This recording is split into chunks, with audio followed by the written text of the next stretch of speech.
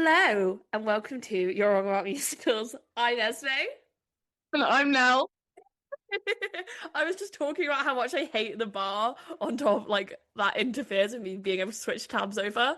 And then I sort of slipped straight into hello. And so I thought I had a minute to finish chewing my mouth full of food. No.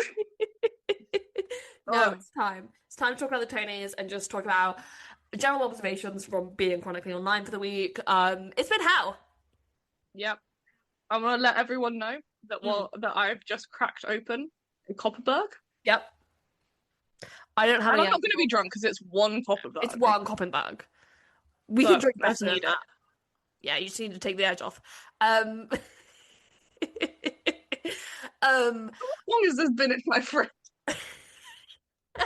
has it gone off? I don't think so. Best before see base of can. I didn't know Koppenberg could go off. I don't think it can. Oh, best before Yeah.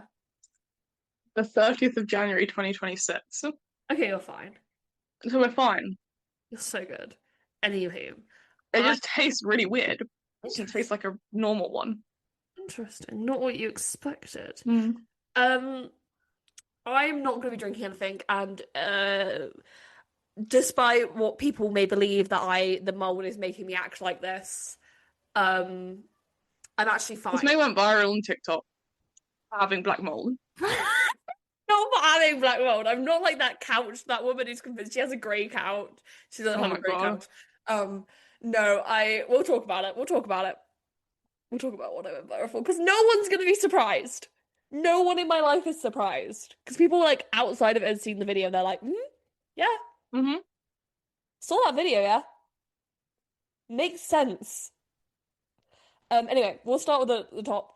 Kiara Alguera to join John Proctor as the villain as Shelby. She was Jeanette in the horrific show on Prime called Cruel Summer. If you haven't watched it, watch it. It's outstanding. It's so bad, but it's so good. I love it. I love it so much. Esme just loves trashy TV though. I So really love trashy TV. Like, I'm not like prestigious when it comes to TV. The Emmys mean nothing to me. I mean, I'm rooting for The Pit this year because apparently people think it's good enough to get an Emmy nomination. I couldn't tell you because I really enjoyed it, but I have shit TV taste. Esme, for reference, loves the Summer I Turned Pretty. Bro, I loved the. I'm so excited. I'm so excited for Summer Time Pretty to return. Have you guys seen the trailer? I haven't, but The way that they use Taylor Swift good lord. songs to further the narrative of the song I Turned Pretty, where Belly has to choose between the two brothers, which brother to marry, Jeremiah or Conrad. I love it so much. Shout out to Lila Tongue. Um, but no, this is very exciting. I'm gonna have to be serious for a second. Despite how, speaking of trash TV, Smash to close on Broadway. The first Tony's casualty. Yeah, I mean, how do I say this? It's very Smash.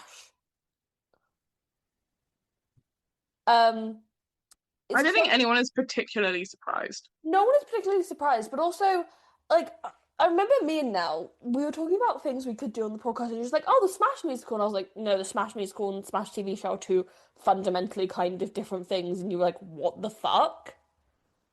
Yeah. So I think in the process of doing that, like, if they put season one of Smash, they found a way to keep Smash more like what the TV show was. Like, Karen isn't Karen.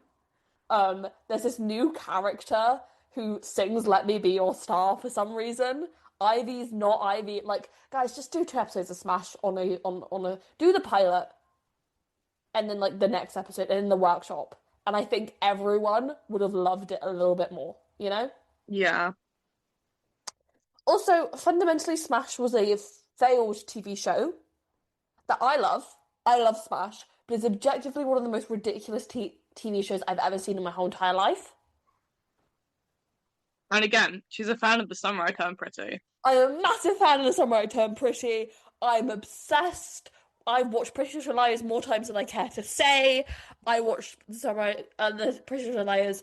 Um, what else did I love Cruel Summer. Again, if you guys have watched that, it's horrific. I just love trash TV. It is what feeds me in life. Um, and Smash is up there with a trash TV show that has kept me going throughout some dark, dark times. Um, you know, I've watched every single episode of The Big Bang Theory, and I think that's pretty actually trash, objectively, not young children. Someone in our comments, Oh, Sheldon. someone in the comment section, the one comment I almost screenshot and sent to you was someone talking about young Sheldon. When I went to go visit Esmé, we had an actual like 20-minute conversation about how good the young child is. Yeah. Oh God, people are talking about. Because at a certain point, huh? Someone in the comments is talking about a military dictatorship. Why not? Brian didn't. I almost bought some bother. dictator top trumps today. Okay, Perrin wouldn't have been there because I don't think he was technically a dictator. Saddam Hussein was in it. Yeah. Was actually the first card you saw when you opened it. Nice, nice. Um, yeah, someone was just like reminds me of young Sheldon. I was like, what the fuck does this mean? Like you? Huh? Me? You? I'm like Sheldon? I don't know. The black rod's getting to me. Kind Anyway, of a compliment for us. yeah, kind of a compliment for us. I would take that as a compliment. But I'm also this is so random, but I'm also moving tomorrow, which is weird. It's a big deal. It's a big deal. So no more black mold, guys. It's fine. Esme going viral, and everyone seeing the black mold in her room is great. It was Just bad. remember, you can't see the black mold when we're recording. I didn't know she had mold until I went to her house. Yeah, it's like there. It's just on the camera, it doesn't really show It up. doesn't pick up, but everywhere I've lived in two places for the past 2 years, and they both had black mold, and like all of my friends had mold because there's a student housing crisis. I can say that now. Bristol is one of the worst places for student housing. And if you know anything about the history of Bristol, all of the buildings are really fucking old, and they don't give two shits. Yeah. But hey, I it love makes the Bristol. podcast funny. Huh? Yeah, It yeah. makes the podcast funny. I would be like this without the black mold. Yeah. That's the shit of it. The issue actually would probably be worse without the black mold. Yeah, without the black mold, it levels me out, you know. God only knows what I'd be doing without the black mold. Who knows what the podcast is about to devolve into, especially after next week. I've got some big, big plans next week, guys. The show of the summer will be determined next week. Yeah. Love Bristol as a city, but black mold. Where were we? Oh! Oh, this is big. Anyway, Smash trash TV show, but they could have made it a big culty hit. But yet I don't feel like they played to the cult base enough. Yeah. I That think makes sense? that it's not a surprise it's closing, obviously. No. It's obviously sad, Yeah. but It's a very Smash way for them I to. think from the second it was announced what it was, Yeah. everyone kind of saw it closing. Also, it didn't get any of the big. It got like one Tony nomination for choreography. It got two. Wait, it got one for Brooks Ashmanskas and one for choreography. And those two were net, and they lost them both, unfortunately. And those two were never going to hold any weight with the box office. Yeah. You know, it's not like best musical or best original score or something in that realm. This is kind of big. New York City Centre announced their season, which is always very exciting.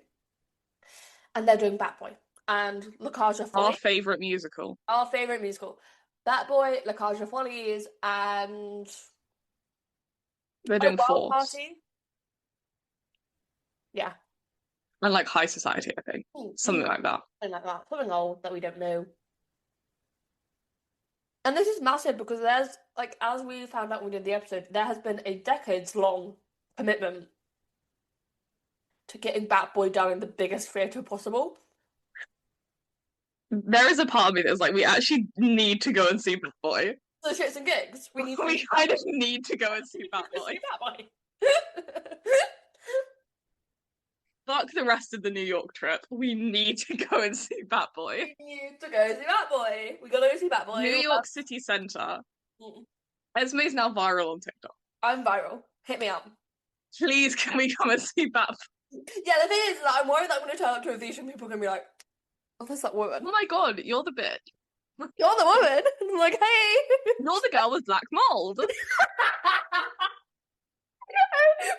Next, only one person commented about the black mold. One person noticed that Esme has mold. One person noticed that Esme might have mold. Everyone else was just being mean about Rachel Zegler. Leighton Williams commented, New York City Center, please can we come and see Bat Boy? We got Leighton Williams can vouch for us. Leighton Williams can vouch for us. So can Tony Winner Jack Malone. Friend of the podcast, Jack Malone, can vouch for us. Ask Jack Malone and Bat Boy. Oh my god, that'd be amazing.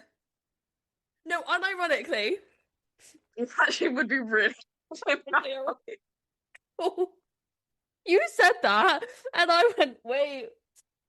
What was the other thing we were talking about? We were like, actually, Jack Malone would be really good at this. Was it the MC? But yeah, I think he should play the MC and he would be really good. There was another one where we were saying it as a joke. We started saying it as for shits and gigs because we'd spent like 3 days together, so the jokes got weird. I remember last year we had the Tuck Everlasting thing where I said Jack Malone should play. Is it Jesse? I think it was Miles. Miles. It was Miles. I still think he'd make a pretty good Miles. We like dreamcasting, guys. It's one of our hobbies. My stunt casted Tuck Everlasting. We have many. Which I do believe had Andrew Lloyd Webber as Angus. I thought he was the man in the yellow suit. Although was that Graham Norton? Graham Norton, I believe, was Graham Norton was the man in the yellow suit. Don't ask how many walking around central London in summer of like 2024. It was the day we saw Hadestown I saw Hadestown for the 4th time, and it was hot. It was humid as hell. It was hot. We had to go into a Sainsbury's and buy hydration drinks. Yeah, I did at least, and I chugged one of them. But we did spend like an hour discussing Graham Norton and Tuck Everlasting. Guys, but yeah, New York City Center season is Please let us come see Bat Boy. We like a bit of Bat Boy. I hope Lawrence O'Keefe is happy that it's like being done on a larger scale. Everything's coming up Lawrence. I mean, he's got Heathers coming out. Yeah. I forget that that's happening all the time. And then I remember, and I'm like, oh, Jesus fucking Christ, it's about to get so annoying up in here. Did you see that tweet where it's just listing everything that was currently happening, and then someone was like, it's about to get so annoying right now? Yeah. I can't wait.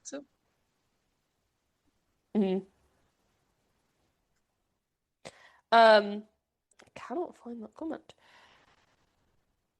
Anyway, what else do we have? Oh, the Jellicle Ball. Yeah. It's coming to Broadway, which means we do have to go see the Jellicle Ball. Bat Boy and Jellicle Ball. Bat Boy, Jellicle Ball, Operation Mincemeat, because it's cheaper there. Yeah, so we can go see it again. What else are we seeing? John Proctor, if it's still open. But John Proctor, if it's still open. Sunset, if it's still open. So Sunset's closing. Yeah. Gypsy. Hamilton. Can't fly all the way to New York to go see Hamilton. We can go see Hamilton half an hour from our houses. Yeah. But Hamilton, while Leslie Odom Jr. is in it. We can't afford that. We're not millionaires. Cursed Child with John Proctor. I'd rather kill myself. And I know you would as well. Yeah. Can I just say... No, actually, I won't talk about this on the podcast. What, are you going to talk about Tom Felton? I was going to talk about Cursed Child, because I randomly remembered a random thing that happens in it, and it's ridiculous. I have a point. And it's meant to be really emotional. Written down. Yeah. No, but it's just about the actual show. Okay. Well, I'm about to talk about Don't Cry for Me, Argentina again. A lot of the Cursed Child is about time travel. It's in premise, like in theory, it's a really interesting plot. It's about like they keep going back in time to change stuff and then it doesn't work. Yeah. And it's fan service because they're getting a lot of like popular character. Like they have Snape in there. Snape is dead. He's long dead. Mm. Um, it was Like kind of if fun. someone kills Snape or someone kills Dobby, and it was like a big spoiler back in the day. Yeah. Um, but what I didn't remember because I watched this when I was like 12. Mm. There is a plot point where Harry Potter himself has to go back in time and kill his own parents. What? I am not shitting you. I'm Okay. actually not even joking. Okay. That's nice, dear.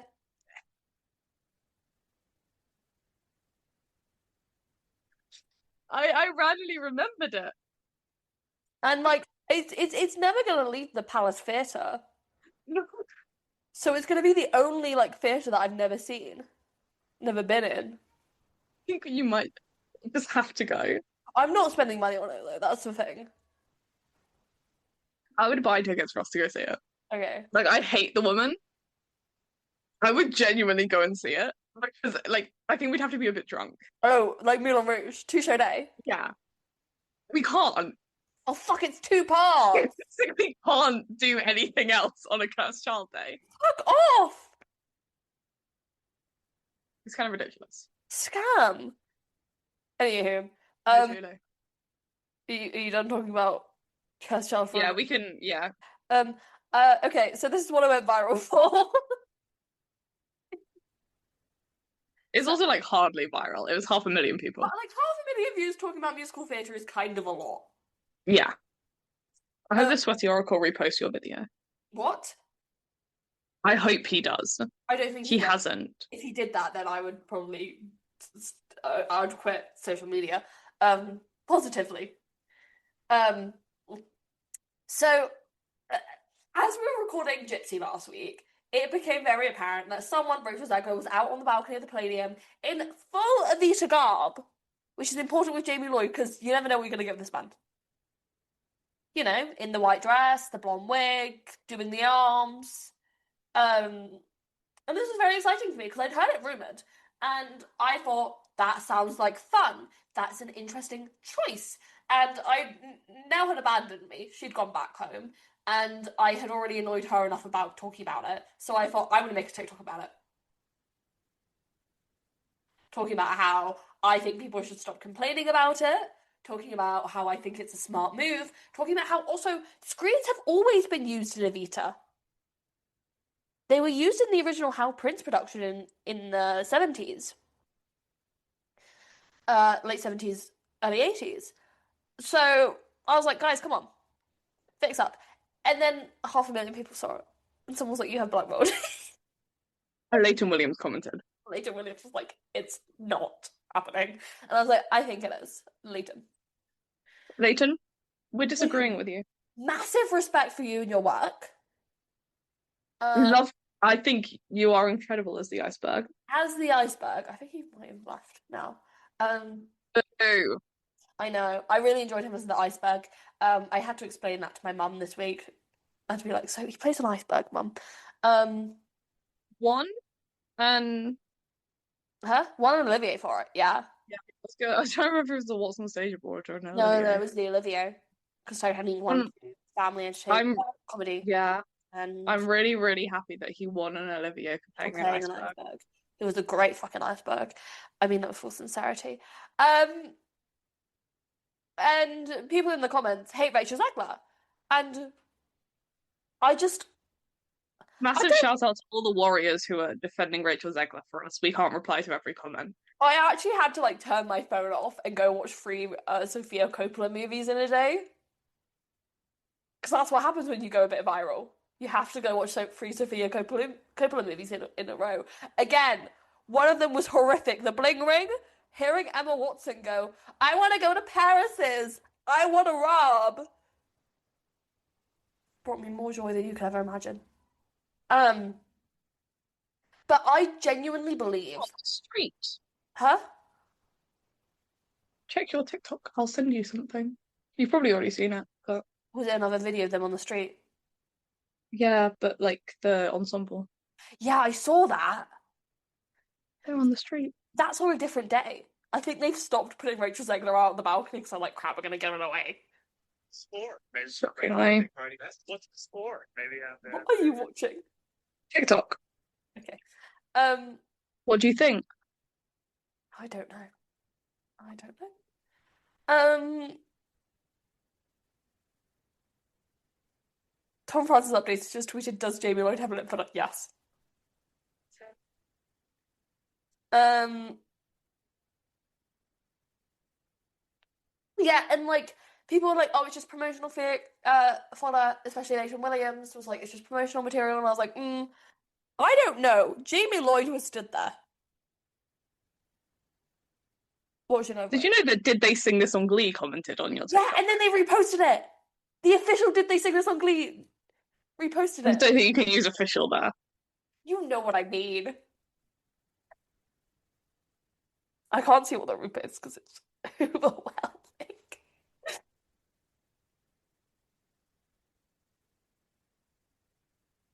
Um, one of my friends turned up to coffee and went, "It's good that you're going viral. You have a lot of opinions." And I was like, So you just liked a second comment that said they sung this on Glee. "Yeah, I liked multiple comments saying they liked this play." Again, a great TV show.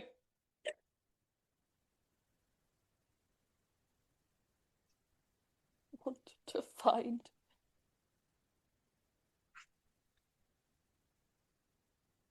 She needs to be Evelyn Hugo. Let it go, bro. No, that's why I tweeted like Evelyn Hugo is a stain on society. Because like, and there's a whole debate about it, and like people keep getting so violent about it, it's ending up in in like the hidden comments that I have to authorize to be on there. People are annoyed because they're like, "I paid my money." Oh, someone called me a child. They're like, "I'm not arguing with a kid," and I was like, "I'm an adult," Yeah. and then stopped arguing with them. But they are in the comments. Some of them don't. They're actually really annoying. Um, I just found that please look at the mold on your wall. It's dangerous. and I It's don't worry. Don't worry. It's dangerous. Look at her. Watch the video, bro. Look at her. It's dangerous. But I am seeing Evita this week, and I'm the week that this is out, and I'm so excited because some people are like, people in the comments are like, I don't think she's good. I don't think she's worth it. Someone says she should fall off of the balcony, and God. I don't. Also, here's the thing: I don't think we should be commenting on what Rachel Zegler looks like as well. Yeah.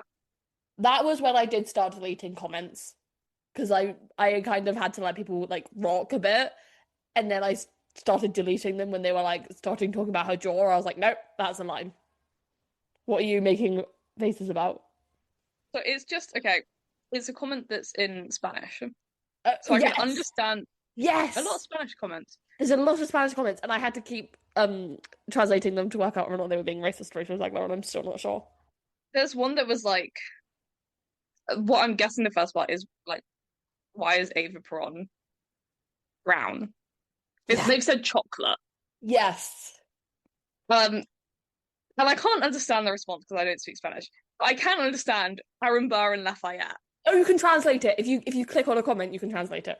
Yeah, but I get what they're saying. Basically saying like, oh, in musicals, basically most casting is colorblind. Also, like the fact that Eva Prawn is being played by a woman of Latina descent is pretty big because up until 2012 it was played by women with no roots to that area of the world. Yeah.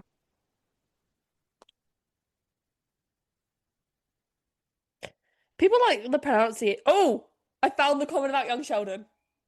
Well, what does it say? All I'm thinking is young Sheldon. Oh, I just saw it. Hell yeah. Also, people are like, Madonna did it better. No, she didn't. I hate to tell you this. Actually, I love to tell you this. Madonna did not do it better.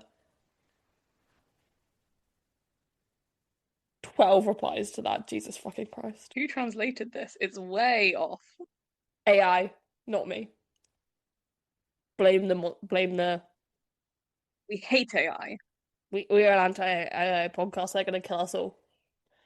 Madonna So from what happens TV. if there's rain? I think the Guys, balcony has a roof. guys, it was raining in that video. Like, it chucked it down that day, and you can see people having umbrellas up. I don't like her, but girls got pipes. Just a single comment, just, oh, it was you.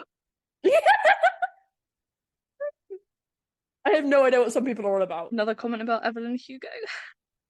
I know there's a whole debate about Evelyn Hugo in my in the comments that like I have to clear to be allowed on Christ. in like the filtered comments. So top filtered comment, she's woke. She can go fuck herself. This is so bad. Um, Can I say it's crazy there are 3 reposted videos on this TikTok account what about Andrew Webber and Evita? are I all need about in some way Andrew Lloyd Webber. Andrew Webber. I need to get better at reposting. It's just because I don't really scroll on that account. Believe it or Yeah. not. I scroll on my personal account where I'm not inundated by people being mean about Rachel Zegler. Yeah. Anywho, should we talk about the Tonys? Let's get back to news. Let's get back to news and the Tonys. That's all we've got into the Tonys. But oh, West End Live. Got to talk about that. Uh, It is West End Live. The day West End Live would have been the 2 days before this comes out. We will not be going because I'm busy. Nell's busy. I'm working. It is strange that they consistently put it on Father's Day weekend. Yeah. Like, guys, I gotta go. I should be spending time with my dad, not stood around in Trafalgar Square for some reason. I just know Sunday at work is going to be busy. Yeah, but we will not be West End Living. Maybe next year. Probably not. I'm not really sure it's for me. Yeah, we've done it once. Yeah. And it was fun, It's but fine. it was fine. It's just not for me. Yeah. Just something about standing out in the hot sun where I can't get to water. Doesn't Yeah. really sit right in the soul. But, you know, Rachel Zegler's apparently performing, but I'll be seeing her perform that week. I'm so excited. I realised, and you can understand this reference now because you've finally seen the movie, if her old There Before, if her new Argentina is like the old There Before, I'm gonna lose my mind. Yeah. You know, when she stares down the camera and old There Before, if she's able to harness some of that for new Argentina, I'm gonna be the happiest woman alive. So exciting. Anywho, should we talk about the Tonys? Yeah. Should we start by going through the winners, the categories, Yeah. and then do random shit that happened? So, best play went to Purpose. This was kind of unexpected. Everyone was. My thing is I don't know if it was unexpected or if it was just we were on the side of the Pony Awards where we were like, it's gonna go to O'Mary or like John Proctor. Which like fundamentally aren't, at least in my opinion, I think there are plays like Purpose that make more sense for Tony Award winners. Yeah. Just based on what the Tony Awards likes. Mm-hmm. But in my head I was like convinced it was gonna go to O'Mary. I was like, O'Mary. But like, Purpose did win the Pulitzer. However, O'Mary was a runner-up as well, so I was like, yeah. guys, I feel like this could be it. But I think the other thing is as well for us specifically and being like, this was such a surprise. With any of the play categories, unless it was O'Mary or John Proctor. Yeah. We didn't follow it at all. Although I don't know what Purpose is about. I do vaguely. It's about a political black family. I'm going to be so honest. Every single play that is on Broadway at any given point, apart from O'Mary and John John Proctor, Proctor was the villain. is about politics. And English. both of those also kind of are. Also about politics. I know what English is about. Hills of California. About politics. What do you think Hills of California is about? No fucking idea, but I can guarantee it's going to link back to politics. It's about these 4 sisters and their mum's a stage mum, and they want them to like it's set in like Blackpool, and they want them to like perform for this talent agent, and then it like flashes forward to like when they're all older and the mum's dying and they have to like reconcile what happened in their childhood. Not My mum politics. saw it. It's family politics. Okay, yeah. Yeah, John Porter's the John villain. Porter's the villain, also kind of about politics in a weird way, but gender politics. Gender politics. John Porter's the villain walking away with nothing wasn't surprising to me the more and No. more I thought about it. Because the thing I've always said about John Porter as a villain is it like gets teenage girls so well. And I'm not and like we're at the place in society where John Porter the villain is valued enough to get 7 or 8 Tony nominations. I think very much John Porter's villain is for the people Mm. It's rather than it for being for the awards. it's for the teen girls who think Green Light by Lord is one of the best written songs of all time. Every time they play Green Light by Lord at work, I have to take a moment. For John Do you know Porter. what else they've now added to the playlist, by the What way? have I added? Rock DJ by Robbie Williams. Guys, we watched the Robin Williams monkey movie. We watched Better Man. We watched Better Man, and let me tell you, it was the most fun I've had in ages. We spent about like the entire second half of the film basically just going, Monkey! Monkey, no!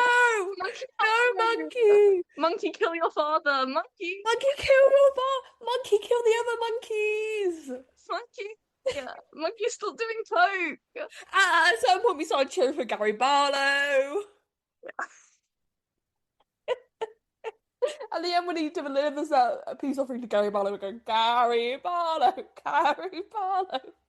You cheered when, oh god, who was it? Liam Gallagher Gallagher. came on screen? Yeah, you cheered. Yeah, Liam Gallagher appeared. That is the correct response to seeing Liam Gallagher in the Robbie Williams monkey movie. Cheering. No. Yeah, it is. No, it's not. But we did love. Also, it ended with Frank Sinatra. So Oh, I fucking love Frank Sinatra. yeah, so it was a great time for us. But no, John Porter the villain is for the people. Oh Mary, I've heard that like voters didn't want to vote for it because they didn't see its importance.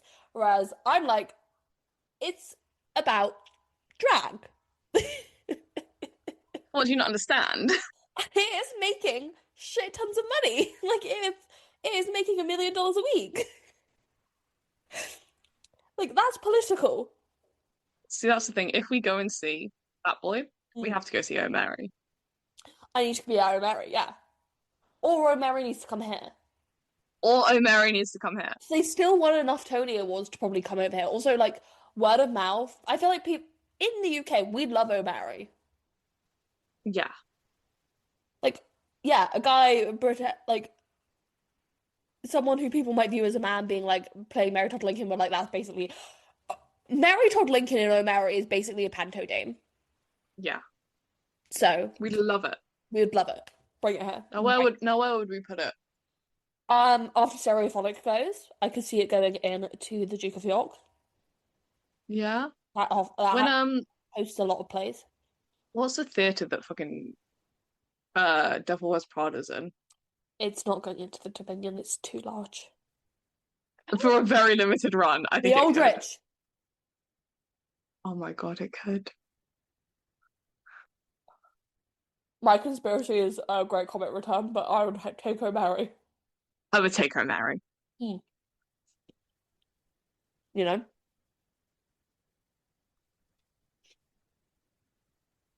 Anywho, let's talk about Best Musical. It went to To me. no one's surprise. Yeah. I'll talk about this later when it comes up. I mean, it became very clear to me the second maybe Happy Ending started performing well at the box office. I was like, oh, that's gonna win Best Musical then. Yeah. Can I? Sorry, it's just because I saw it on the list and I realized. So what the fuck is Dead Outlaw about? Okay. I just know a guy Mhm. is dead on stage for all of the two, Yeah, so he was an outlaw, believe it or not. I guess, and he dies. Yeah, and no one can identify his body. So it just travels around and is like used in like films and TV promotion as like a freak show kind of thing. Oh, okay. Yeah. So it tells the story of that. That's really fun. It's like bluegrass music. Oh, sick. Yeah. Okay, I feel like I could get into that. Yeah, I feel like I've been meaning to listen to it. Yeah. Um, yeah. So best book went to again maybe happy ending, and I don't know what you expect me to say. Like, I finally listened to it. I listened to it on my way home from Esmé's. yep. It was really good. I really, really liked it. What did you? We haven't spoken about this. What did you? What other than like? Did you have any other thoughts? Um, in a weird way, I really like that you can't quite get the plot. I did have to look it up. Yeah. Yeah. Like I know what Esmé has told me and I know what I've seen online. Yeah. But I was listening to it and I was like, I actually don't know what happens. See, I knew what happened, so when it got to the end and like it got to the whole like not remembering bit, I was like, I'm gonna cry. Um, I really I think the music is really fun. Yeah. And I think it's also just really nice. It's contemporary musical theatre, but not like it's Jonathan Hanson yeah. contemporary. It sounds like contemporary musical theatre, but it's pushing us in a different direction than what I've heard before. It doesn't, it's not trying to like emulate pop music. It doesn't feel like. No, It's still very musical theatre. they're trying to emulate jazz music, if anything. Yeah. Jazz records. Darren Criss or Oliver. Um, I really love Maybe Happy Ending. We go see that. Go see the show about the robots. Look at love. Yeah. Okay, people were annoyed that Death Becomes Her or Operation Mincemeat didn't win Best Book, but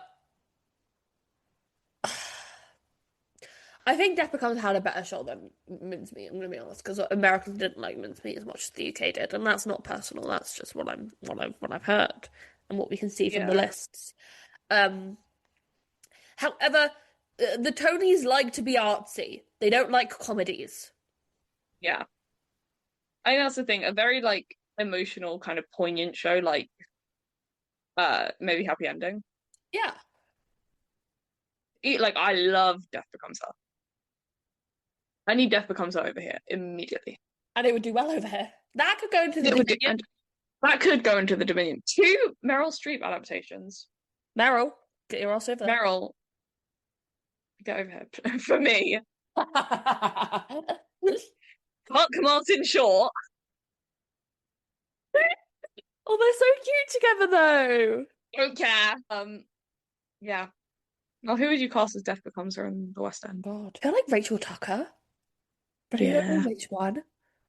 Like Madeline or Helen. Tell you who'd never do it, but I would kill. Who? Hannah Waddingham. No, she might. I'd pay a lot of money to see that. I saw someone. Oh, I saw one for the like Broadway replacements. Oh yeah, who is it? It was like Leslie Kritzer. Oh yeah, that bag. I don't remember who they wanted her opposite. But let me see if I liked the tweet. Because it was really like I saw it and I was like, hell yeah. Hell yeah. Yeah. Um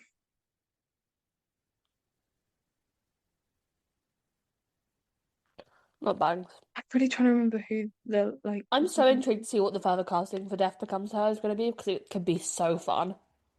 Yeah. I'm really trying to think who like else would be good for like a West End dancer. I could see like a lot of our former Elphaba and Galindas going into it. Yeah. What do you think Hannah Waddingham would be really good in it? The more and more I think about it, I'm like, she needs to be Madeline. Yeah.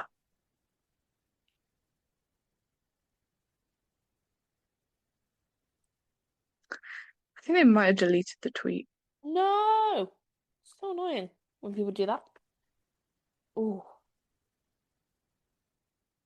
Okay, if this was done in like in 20 years' time, or like 15 years' time, Hmm. Grace Moat. Yeah. I feel like Oh. She's currently playing Persephone, and she was in Andrew Webber's Cinderella as yeah. Victoria Hamilton Barrett. Yeah. I can see her going into it. I also think in like 20 years' time, Mm. Tash, like Natasha Hodgson, Oh yeah. I think could be really good in it because she's really funny. You know, Mm. loath to admit it, but We I hate to give Operation Mincemeat like hate to be nice about Operation their Mincemeat. flowers, but Yeah, unfortunately, it unfortunately, is. they are like really funny. Fortunately, funny people. Fuck that. Um, Unfortunately, like very funny, very talented people. just don't like the show they made. I just don't like them. I don't like So, the show. Anyway, the best original score. but if they would get us to go see it for free, like if we could go see it again for free, Here's the thing, I I'd would really like to go enjoy see that. it. As we discussed I last week, I really want to would go like to see it see again. but the cheapest option would be for us to go to Broadway. Yeah. So I refuse to spend £100 to sit at the back of the theatre or win the lottery. yeah, we gotta get back on that lottery. I'm still alright. We just haven't won it recently. Um, Best original score, music and or lyrics written for theatre went to surprise, surprise, maybe happy ending. Again, this is no big surprise. I don't know what to say. Um, Best revival of a play went to Eureka Day. Again, we didn't really follow any of these. This was kind of surprising. Oh, Romeo and Juliet was up, but I don't think it was going to win. I thought Yellowface might win as well. This was kind of like Eureka Day was a play that premiered in 2018, but they filed under the classics rule to be put into revival. Hmm. This is one of those like moments where I was like, guys, I feel like we might be playing a bit fast and loose with this whole classics rule.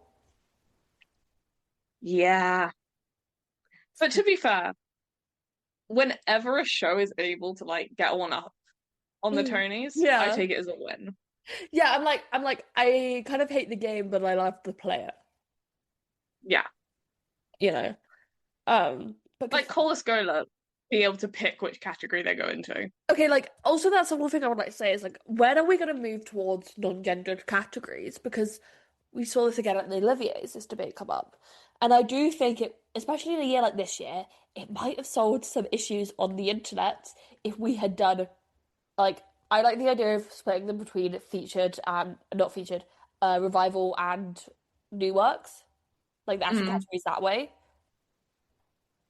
because it's fundamentally quite different yeah. being a role for a revival versus a new work. Yeah. Open to suggestions about how people think we should move beyond gendered categories. I think whatever people do, there will always be like backlash. Yeah, yeah. But I There do. is a part of me that thinks that the like picking method is just easiest. I think for the time, like in a transitional state, Yeah. yeah. Because on the one hand, I do kind of get the argument of like take this year. Mm, If it had just been like best performer, the best featured performer, like not even split featured and not featured, revival and new work, yeah. there'd be so much backlash because you'd be like, well, how is anyone meant to go up against Audra and Nicole? Yeah. Like, there's not a single man on that list that is going to stand a chance against Audra and Nicole. No. And I think like there will always be stuff like that. Because like regardless of the show, there's always going to be a leading character. Mm, I would be like, oh, I'm trying to think. Like if Hamilton ever closed and then was revived, oh God. That would just knock everyone out. yeah, Yeah. like because you would nominate like the actors for Hamilton, Burr, The and probably Eliza at the yeah. very least, And Angelica. and Angelica. Oh, was Angelica? Angelica's in featured, sorry. Yeah. So, God, first of all, Featured would be a mess. That would be the mess. Featured. yeah, but it's just also like if you're putting the actors for both Hamilton and Eliza up against each other, they're both very different characters. Yeah. How do you pick which one will win? And that's not even going for like what other characters are up, like Mm, actors. mm. Yeah, And I think like in part that's why I don't like the gendered yeah. categories, but I think it's helpful for getting more winners. Yeah, I mean, I don't want to take away from the amount of winners we have because If anything, this year I was going, can we not just give out some more awards so I don't have to hear Yeah. about it? Because I'm going to talk about this later. I'm going to save myself talking about this later because I haven't building to a point. But I do like the fact that if that non-binary performers get to choose. Like, I do agree. Yeah. And how Cole is going, I was like, I'm going with the men because I think it will be easier. Or Yeah. I don't know. I don't know if that's how Cole thought it through, but if I were Cole or if I were in that position, that's what I would do. Oh yeah. Gotta be smart about it. Like, why wouldn't you take that? Why wouldn't you take If this you're opportunity? like, either you can go up against Nicole Scherzinger and Audra McDonald in Best Leading Actress, or Well, no, because who would have he been up oh against? no, because it would have been Play, wouldn't it? It would have been Sarah Snook. You can either go up Yeah. against Sarah I Snook. think you can go up against Sarah Snook, who's playing 26 characters, Yeah. or you can go up Or against who, like George Clooney. George Clooney. I'd take George Clooney. I would take George Clooney. Best revival of a musical. Now this inspired no debate. No. It went to Sunset Boulevard. It was always going to be Sunset. The second I saw those nominations come out, and Jamie Lloyd had a Best Director nomination. No, I've not seen either of these, so I don't know. So don't come for me, Gypsy Stads. I'm kind of scared of you. And I saw George C. Wolfe wasn't on that list. I was like, I don't get how you could like, how do I say this? I don't get how you can not nominate the director of the revival and then give the production best revival, if that makes sense. I would have loved if Floyd Collins had a fighting chance. Oh, Would would have do warmed, anything. would have warmed my heart, my very cynical heart. Best performance by an actor in a leading role in a play went to Cole Escola for Oh Mary. We love you, Cole. We'll talk more about Cole Escola in a minute because we have more to say. Yeah. And this wasn't a I surprise. guess that's the thing is I'm looking at the list of like leading actors and I'm like, yeah, I haven't seen that much about any of these guys' roles. Yeah. Like the Stranger Things guy going, and I'm sure he's very talented, the young man. No, I guess this random guy, George Clooney, whoever he is, probably talented. I don't know. Um, My never granny heard has of a him. cardboard cutout of George Clooney. Really. Yeah. Quite Sounds good. like granny. Best performance by by an actress in a leading role in a play went to Sarah Snook, obviously. Yeah. Yeah, like I feel like I know more of those actresses. Yeah, Sadie Sink, Latanya Richardson Jackson for Purpose, Mia Farrow for The Roommate, and Laura Dole, Ethan Hills of California. I think there's a little And bit Sarah more, Snook. and Sarah Snook, obviously, she won it. There was a little bit more debate over like who was going to win this, and then like Sarah Snook was announced, and everyone was like, "Well, it's probably going to be her."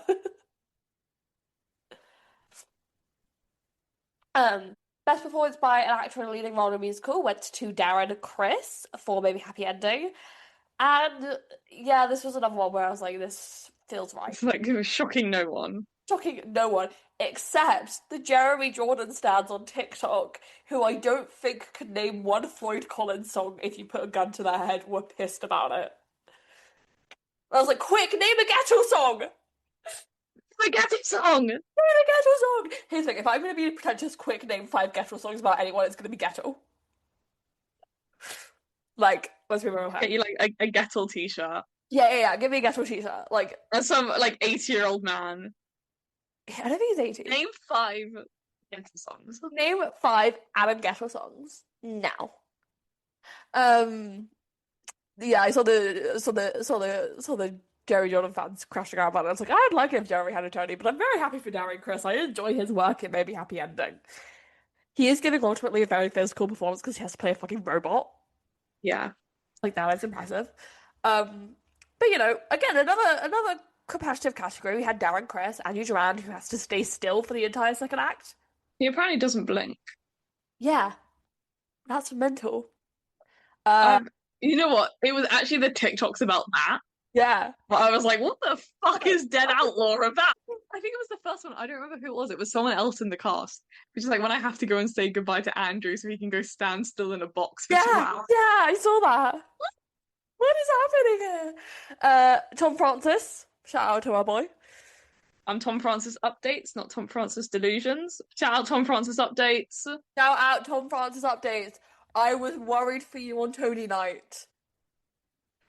I love Tom Francis updates. We've said this like every week for the past like month. For the past like 2 weeks, so it's actually only been 2 weeks because we took a week off. So actually, Yeah. Christ, But Tom Francis updates, we love you. We're thinking of love you updates. during the trying time of him apparently having too much time on his hands to make Soda Scout update videos. One bottle, one mission. Let's crack it open. He has too much time on his hands. He does. When he posted the bloopers, I was like, oh crap, quite a lot of time goes into this shit. I really like the bike bloopers. He's just flinging himself Flying off the seat.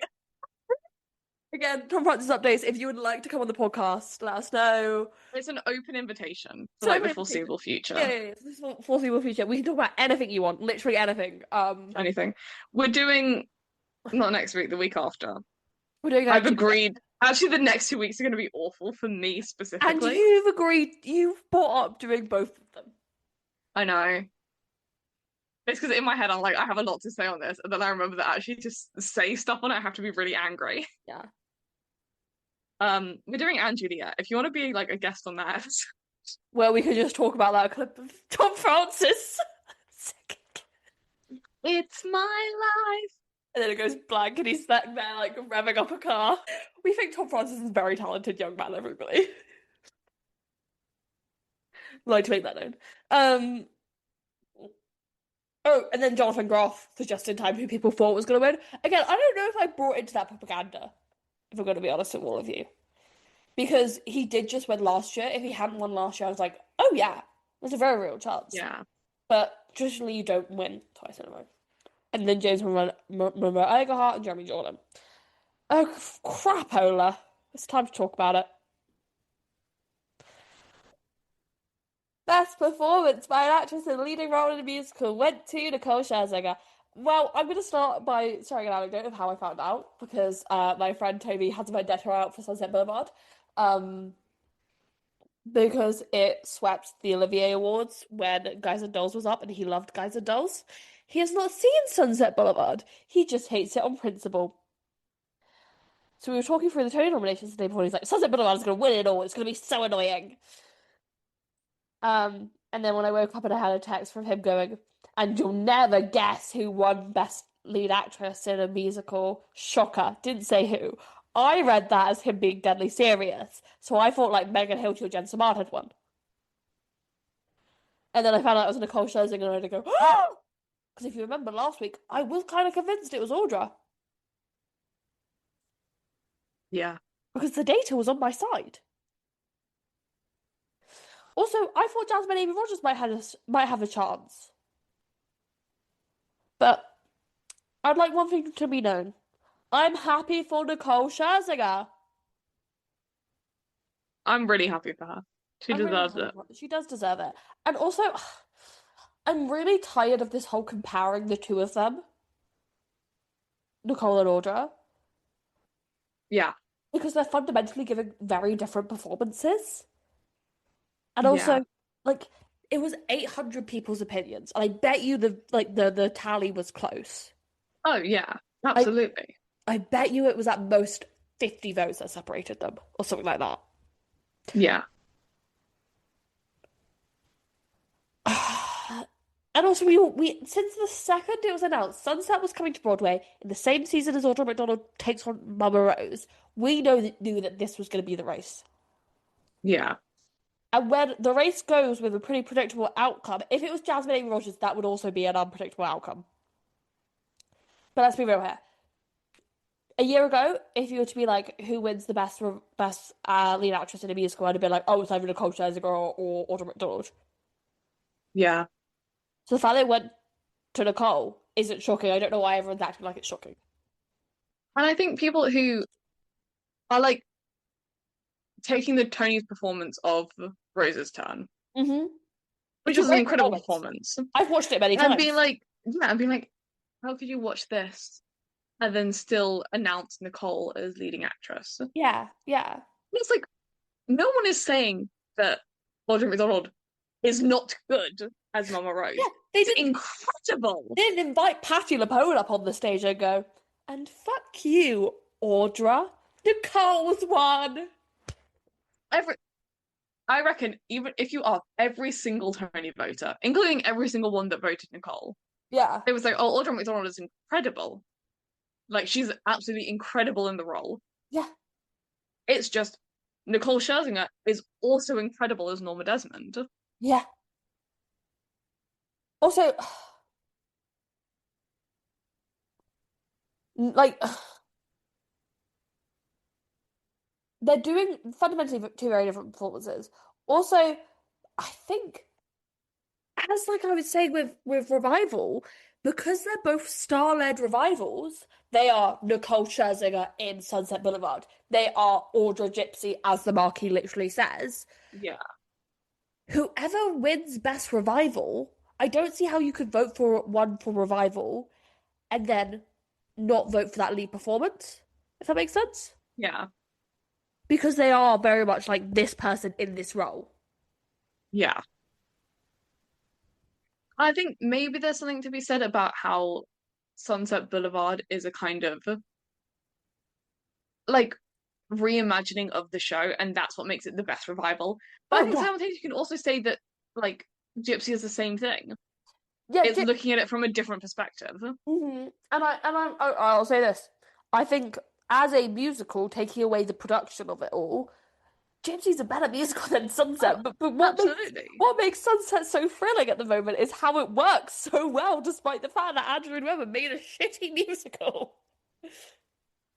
I think it's the thing of we could sit here for the next like 3 hours and be like, Yeah. and this works really well in Sunset, and that's why it's won. But that's not to say it doesn't work well in Gypsy. Mhm.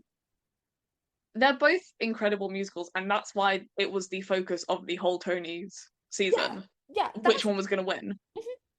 And I just, I'm just, I think you could tell me that both Best Revival and Best Leading Actress were determined by a coin flip, and I would yeah. fully believe you. I Like, would be like, it could have gone either way yeah. until the last second. And I don't know what we all expected to happen. The thing happened that everyone has been planning for months now. It Yeah, happened. We got it over with. If it was Megan or Jennifer Smart, who I also think are two very, very talented women who deserve Tonys, yeah, I would be going, I'd be going, that's a shock. yeah. Moving on. Best performance by an actor in a featured role in a play went to Francis Duke for Yellowface. Again, not really been following the plays too much. No. Best performance by an actress in a featured role in a play went to Cara Young. Cara Young won it two years in a row, which is crazy. Very talented. Very talented young lady. Um,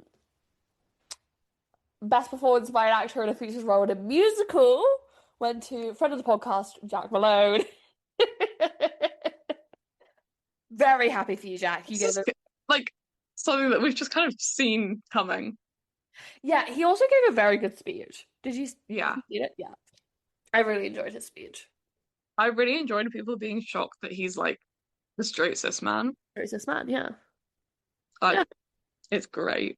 it's great. That's Jack Malone, everybody. Very good work. Best performance by an actress in a featured role went to Natalie Venetia Belcone for Buena Vista Social Club. And from what I have heard, because I'm not too familiar with Buena Vista Social Club, her role is an ensemble piece, but her role is the main character. Like it's her story we're following. Mm. So check that out. Also, I believe she was in the original cast of Avenue Q as Gary Coleman. Shall I look her up? Yeah, I heard someone say that this week, and I was like, good for her.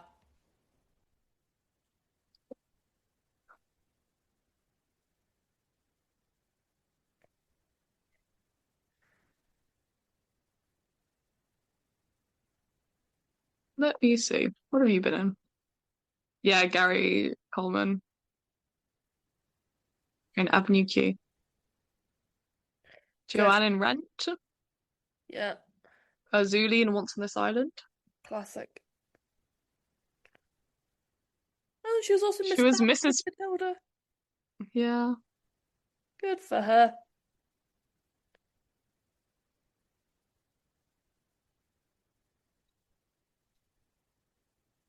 Good for her. Um, Again, this is another kind of competitive Yeah. category, I feel like, because it was also Julia Nettle for Dead Outlaw, Gracie Lawrence for Once, just in Time, Justina Machado for Real Women Have Curves, which people seem to really love. I find myself bopping to Real Women Have Curves often. Mm. I can't explain it. It just comes on. I'm like, yeah. And Joy Words for Gypsy. Yeah, competitive category. Thank God I'm not subjected to discourse about it. Best Stage Designer Play went to Stranger Things with Her Shadow. This also followed what happened at the Oliviers. I think like Stranger Things make sense for all the technical awards. Such a technical heavy show that it's like not even funny. Um, Scene Design of the Musical went to maybe Happy Ending because those fireflies. I mean, come on now. Beautiful. Beautiful. Beautiful. Um, Best Costume Design of a Play went to Picture of Dorian Gray from Marge Hallwell. That makes sense. Again, it follows what happened at the Oliviers. Like, check that out. Costume Design of a Musical went to Death Becomes Her for Paul Caswell. He Yes. gave a great speech, everybody. And I did watch the act one. I found a way of watching the first act, and it was actually But you quite would fun. never watch a bootleg, right? No, it wasn't a bootleg. I watched it live. Oh, oh, perfect. I had a VPN. The VPN connected to America. I was like, perfect. I'm watching the Tonys. Let's watch the Uh, Tonys. Paul Tateswell for Death Becomes Her, and people are also annoyed that Death Becomes Her didn't win a Tony, any more Tonys, and I was like, guys, it got costume design. Yeah. So I was still thinking about that. Could you call I like watching the Tonys illegally a bootleg? Yeah? Yeah, I mean, I wasn't watching it illegally. No, but if you were, If I were, would you call it a bootleg? No. it depends on like because if I watch someone recording all of the Tonys, although are you allowed to record during the Tonys? I have no idea. Because I always every year see people like with their own video, and I'm like, is that allowed? Maybe. I guess they can't really stop you at the Tonys. They can't like kick you out. Yeah, Radio City Music Hall is so fucking massive that they're like, it was lovely to be back at Radio City. Yeah. I felt like it was a homecoming. Oh, Cynthia was also a great host. Oh, Um, she was incredible. I loved her Jonathan Groff joke. Anyway, very happy for Death Becomes Her. What else do we have? Lighting design of a play went to Stranger Things, Fork, Found and Draw. Uh, Lighting design of a musical went to Sunset Boulevard. That makes Makes sense. sense. The whole thing is in black and white. I don't know what we all expected to happen. Like, sound design went to Stranger Things. Makes sense. The sound design of a musical went to Buena Vista Social Club, and this was when I texted down. I was like, they really love Buena Vista Social Club. I guess it makes sense because they have like a band on stage. Yeah, no, it makes sense. I was like kind of rooting for Sunset Boulevard because I do believe what they do with the walk is so impressive. Mm. However, makes sense. Best direction of a play went to Sam Pinkleton for Oh Mary. Love you, oh Mary. Love you, Oh Mary. I'm so glad you got Love. multiple Tony Awards.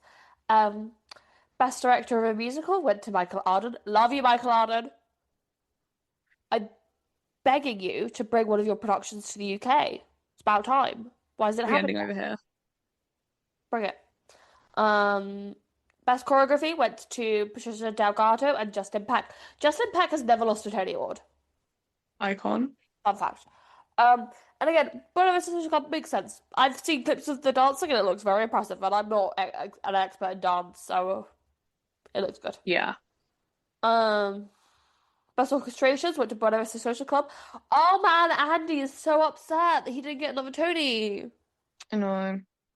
But to be fair, again, it's like the It's a- live band on stage kind of thing. And it's a jukebox that they've reorchestrated for a different context. Yeah. I was joking about Andy, guys. He doesn't need any more Tony Awards, and he did He's win got one for enough. Sunset as a Yeah. revival because he produces all of his stuff. So, fun fact: now he's tied with Sondheim for the most amount of Tonys.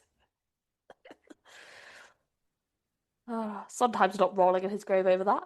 I can't Uh, wait for this new Phantom production. oh, yeah, we're about to talk about it because that's everything. Um, Now I just have written down a list of things that came to my mind when we were talking about the Tony Awards before this. Um, where do we want to start with the Phantom? He was there. That was ridiculous, by the way, as a thing to happen. That the Phantom of the Opera was at the and he appeared. Did you see his ride? He's right. He came in a horse-drawn carriage. His carriage? Yeah. Yeah. I mean, honestly, kind of incredible. Yeah. Like, actually, a really funny bit. Great bit. He sent another email. He did. Nails on the It mailing. was in a very roundabout way. It was him saying, by the way, pre-sale opens up on June 30th at 10 a.m. Eastern time. Yeah. And we need to go. We need to We go. need to go. What else do I have written down? Oh, Starkid and Kermit congratulate Darren Criss for his Tony win. And the Muppets Instagram account. And the Muppets Instagram account. Now this one's big, and I'm so proud of us for getting through so much of the episode before talking about this. This is big for us. Permission to live out. Permission to live out. President Obama, permission to live out. That Hamilton performance, man. Hamilton performed. And Oh my God. we were theorizing what they were going to do last week. And they gave us what we wanted. Non-stop. And what we wanted was the whole show. Yeah. And they gave us very close to that. It was magnificent. I watched it once all the way through it, and I haven't been able to watch it again. No, I've only watched it once. I'm like, It gets me too hype. It gets me too lived out. I can't invite that demon into my house. No, I can't do it. Like in the same way, I can't listen to A&W by Lana Del Rey all the time. Like I can't watch the Hamilton performance because it just gets me a certain type of way. Why are you texting? My God. What? All of my friends are on a trip together. Mm. So, but they're just using our regular group chat to send their Spotify links. You should get on there and start playing non-stop. Non-stop. How do you write like you're running out of time? I just really liked the opening bit. Obviously, opening with non-stop, incredible choice. Big brain. But just having Lynn and Leslie Jr. stood there together. I was like, just pointing at each other. Incredible. permission to live out. Permission to live out. How do you write like you're running out of time? And then they did one last time. Oh, They did Scarlet Sisters. this guy is. They did Guns and Ships. Oh my God. Guns and Ships. Seeing Daveed Diggs in his little beret. Oh my God. If the world spun, and did you see the close-up they did on Ariana DeBose as the bullet? Oh yeah. And everyone was like, whoa, Oscar winner Ariana DeBose. That was crazy. Our dead-eyed boy was there. If you didn't listen to last week's episode, we watched the Hamilton Pro Shop. And I realized in the last 20 minutes that Anthony Ramos isn't doing anything. He's just kind of there. Every single time he's not directly Involved. doing something. And we know when he's not performing a line. And we noticed he's just standing. Yeah. And we noticed on this rewatch that it's so much more of an ensemble piece. And there's so many people on stage at all times. No one's ever truly alone on that stage. It's snaps to Lynn. Yeah. But it was Lauren's death bit. I was just looking at him and was God, he is just stood there. During Who Lives, Who Dies, Who Tells Your Story, which I think they did Who Lives, Who Dies, Who Tells Your Story. They did a little bit of it. I was too lived out at that point. I was ascending. I was ascending to heaven.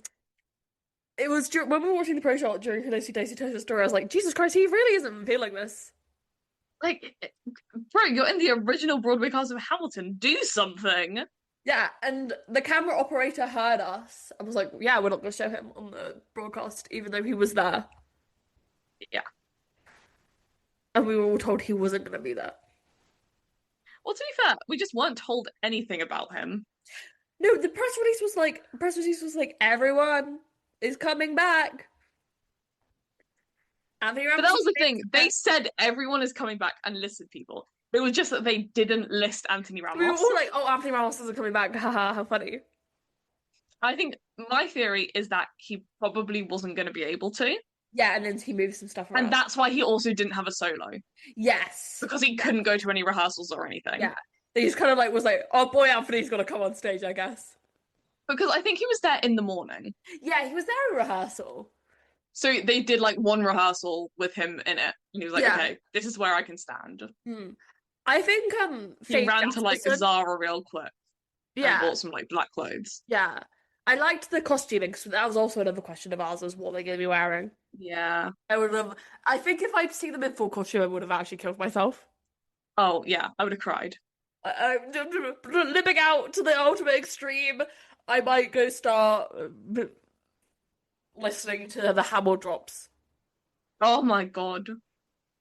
You know, um, I'm so glad Don't tempt me, don't tempt me. after this year I could go back to not thinking about Hamilton at all. We've got to go see it. We've got to go see it first. But Okay, apparently it's going to start raining in half an hour where I am.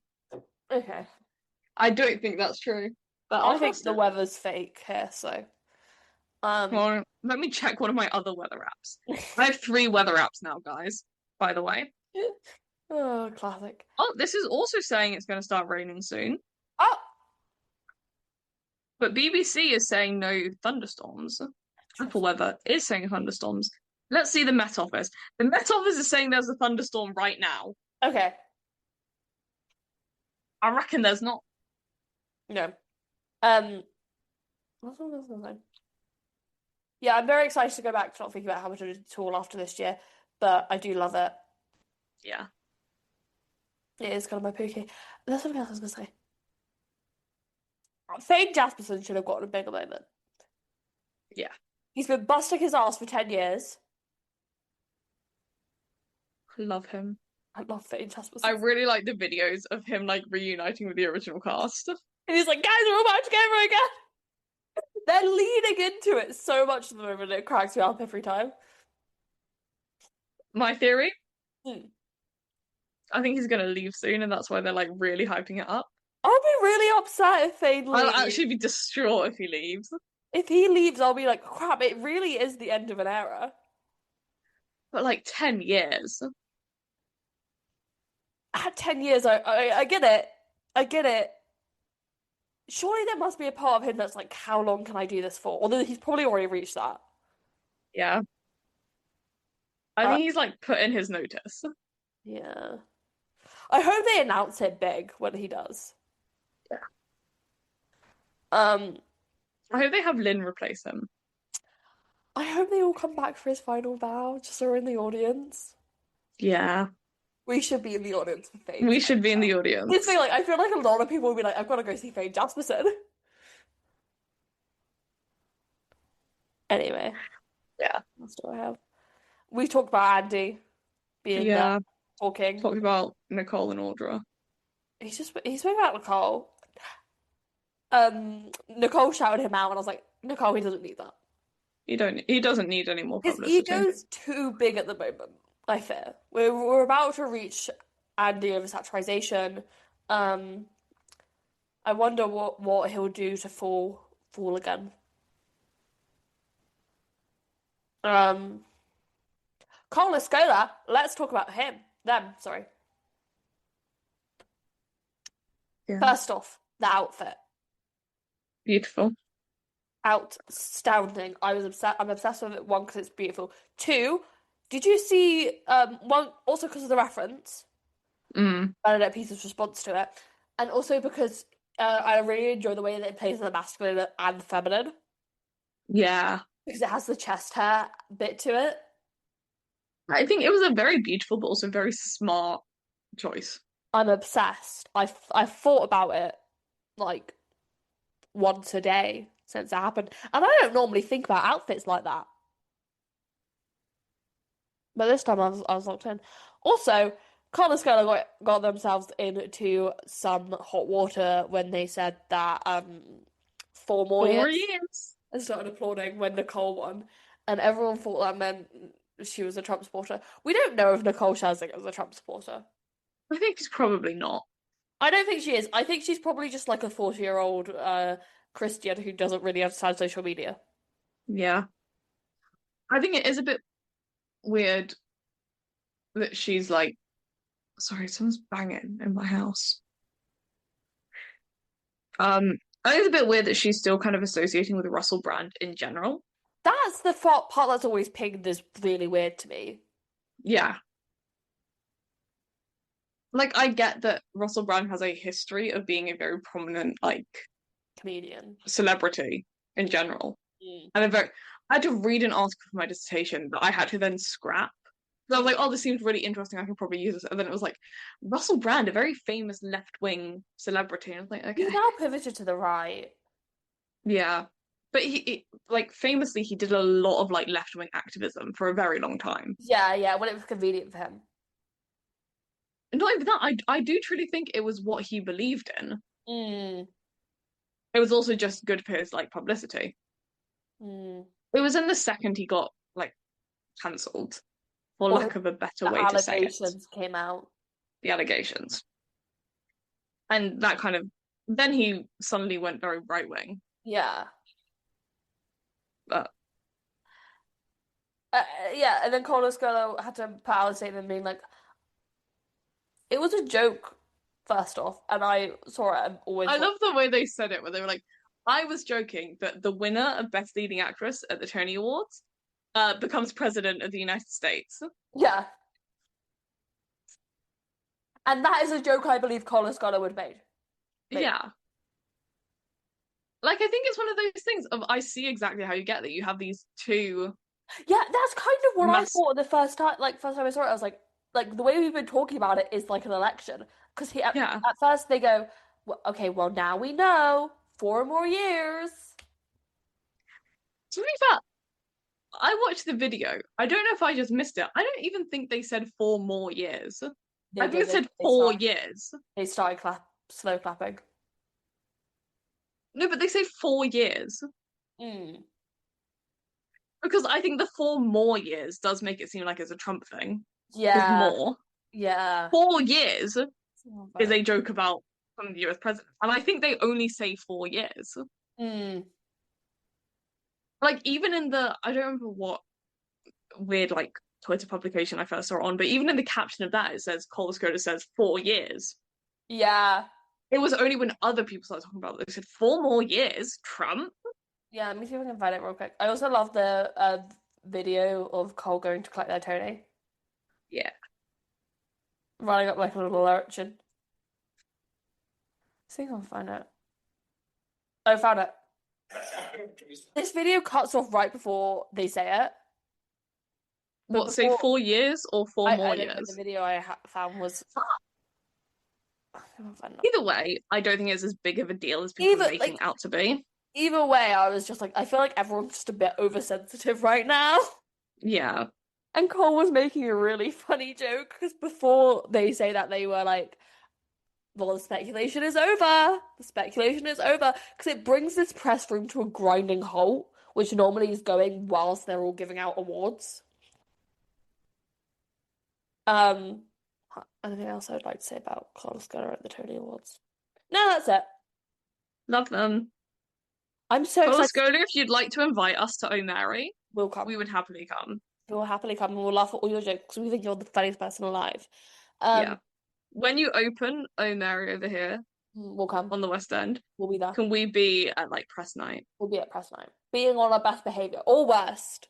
Your pick. We can dress up if you like. I want to wear a hoop skirt. Yeah, we could, like, get really dressed up. I'll cosplay to go to O'Mary. I would cosplay to go to O'Mary. I'm already kind of doing a stereophonic, but that's just kind of how I dress. Yeah. I'll make a real effort for O'Mary. Yeah. Jen Simard was fucking hilarious at the Tony Awards. Holding up the little sign that said that was rude. Funny as hell. That Was was rude. rude. And sitting there in her little glasses. I love the glasses. I'm obsessed with Jen Samard. Um, there was a tweet that I saw that I wanted to talk about. See if I can find it real quick. It was the Dream Blunt rotation one.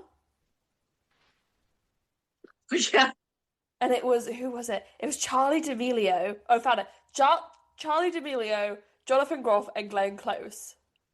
incredible. Dream Blunt rotation. um, yeah, that's what I have to say on that. Oh, Jack Malone gets on pop bass. That was funny. Thinking, what do you know about? What do you guys know about Jack Malone? The lottery for the Tonys was $500. Broadway Beat's response was thanks for letting us guest post. Let's guest post. And then unfortunately, we have to talk about Tom Felton yet again. He got on the Tonys red carpet. Huh? Huh? I don't like this guy. Okay, good. Yeah, making your position known. We don't like this guy. And when nothing brings people together like Potter, in response to the creator of this work that you're now supporting, by going into Now?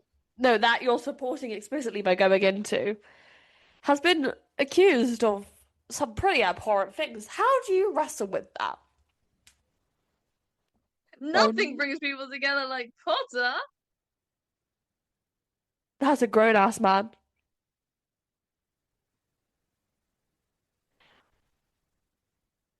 In the interview, he was like, I've seen Harry Potter and the Cursed Child 6 times. Christ almighty. It's too No bad. wonder he's got to go into it. He's got no fucking money left. I've seen it 6 times in London. It's not even like he's just in the city and was like, oh yeah, I'll go see this for some publicity. God. He's such a fucking loser. And then he was like, yeah, me and Daniel Radcliffe have been texting about it. We all know Daniel Radcliffe don't talk to you. Daniel Radcliffe is not texting you. You're texting Daniel Radcliffe. If Esmé told me Daniel Radcliffe had texted her, I'd believe it more. If Esmé said, I got this really strange text from Daniel Radcliffe the other day, I'd say like, oh yeah, what did it say? What did it say? What's Daniel wanting? What's Daniel up to these days? It's been a while. What's Daniel up to these days? I mean, oh, Merrily, we've got to talk about Merrily. Pro shot. Pro shot's coming out on the 5th, apparently. I'll go to cinema next to normal. Yeah, why not? And then by the time we probably get it, it'll probably be like 2 years later. But I'll be at the Merrily Pro Shop. Oh yeah. You worry.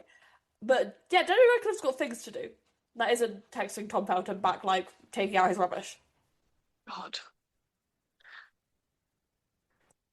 But yeah, that has been the Tonys. I hate to see Broadway devolve into stan culture. That's kind of where we are. What this week has taught me. We all need to develop some nuance and be nicer to Rachel Zegler. Come back next week for have we announced what we're doing next week? Now, would you like to announce it, or do I get the honors? You announce it. That's not what I'm talking about it yet. Again, I'm pretty sure this was her idea. That definitely was. Definitely was your idea. Yeah, this was on. The next 2 weeks are on me, and I'm kind of furious about it. I kind of give you like a couple of weeks in Prime Month to be like, yeah, you can do it. You beg. And this one now came up with this year. Well, Esmé swapped in Prime Month and was like, we're gonna do the Tonys all month. Well, no. We came up with the joke of doing Sunset and Gypsy and like, crap, it's Prime Month. And then we were like, wait, that's kind of funny. Yeah, and then this one was gonna be, oh well, after the Tonys we'll finally have enough like stuff to talk about for this, so we'll just do it then. And there'll probably be some publicity about it, so it'll make sense. Yeah. And I was like, oh wait, after that there's 1 week left of Pride Month. But there's also like, I mean, okay, guys, we're doing Operation Mincemeat next week, finally. But also Jack Malone's speech. Jack Malone, would you like to be on the podcast next week? You want to get on mic? No, but Jack Malone made in his speech he talked about binary, and I do think the way that Operation Mincemeat plays with gender is very interesting. Yeah, unfortunately, the two I've picked, I have a lot to say about their like gender stuff because I think that's important this year. Yeah, So like that what was we're your talking thought about is process. about gender and like especially trans rights. Mm. And the And, two and how musicals the I picked to binary do, and how the binary is kind of fluid in the space of theatre. yeah, absolutely. You know, I think it's a really interesting thing to explore. Unfortunately, the two musicals that do it, I hate. Can I say what we're doing the week after? Yeah, I think you've already Because said. the thing is, I probably have. Yeah, I did. But the reason being is that I'm going to be angry next week because I know I don't even get a week off after that. I'm just going to be angrier. And Nell We're doing picked. Operation Mincemeat next week, and then the week after we're doing Anne Juliet. The week after that, we don't have anything, so you can pick a show you want to talk about. I've got nothing left in me. Okay, we'll find something. Let's do what's good. And guys, Thanks for listening. Check us out on TikTok. I'm gonna try and not go viral again because I found it really overwhelming. Um, but I am seeing some shows this week, so I'll be TikToking about that, I guess. I don't know. Um, anyway, come back next week for our long-awaited Operation Mincemeat episode. God, good lord. Bye-bye.